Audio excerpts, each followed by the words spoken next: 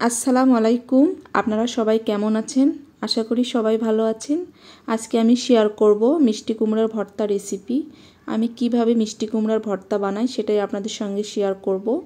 তো মিষ্টি কুমড়া আমি প্রথমে খোসাগুলো ছাড়িয়ে নিয়েছি, তারপর এভাবে টুকরো করে কেটে নিয়েছি, এরপরে ভালো করে ধুয়ে নিয়েছি আর সবগুলো এক সাইজ করে এভাবে কেটে নিয়েছি টুকরো করে।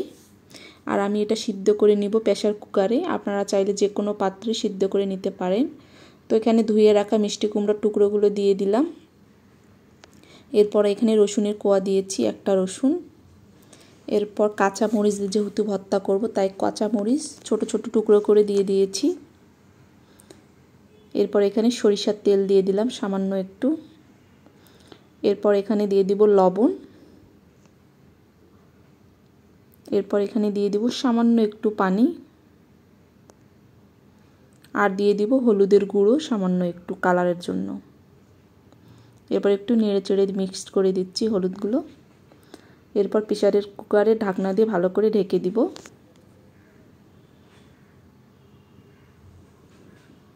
এরপরে আমি প্রায় 3টা সিজ দিয়ে নিয়েছি, তারপরে রেস্টে রেখে দিয়েছিলাম।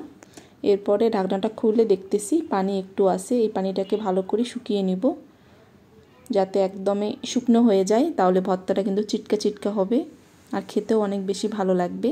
কোনো পানি রাখবো না, যেহেতু তেল দিয়েছি, যখন মিষ্টি কুমড়া থেকে একটু তেল তেল বাহির হবে তখন এটা নামিয়ে ফেলবো। তো একদমই টাইট করে নামিয়ে ফেলতেছি।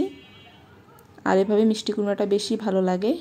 একবারে টাইট হয়ে গেছে। এখন এগুলো আমি প্লেটের মধ্যে নিব, নিয়ে প্লেটেই ভর্তা করে নিচ্ছি গ্লাস দিয়ে। আপনারা চাইলে যে কোনো বাটনাতেই ভর্তা করে নিতে পারেন, তবে আমার কাছে এটা সহজ মনে হয় তাই আমি প্লেটেই ভর্তা করে নিচ্ছি গ্লাসের সাহায্যে, একটা স্টিলের গ্লাস। তো একদমই মিহি করে নিচ্ছি। আর এভাবে গরম ভাতের সঙ্গে মিষ্টি কুমড়া ভর্তা থাকলে আর কোনো কিছুর প্রয়োজন পড়ে না।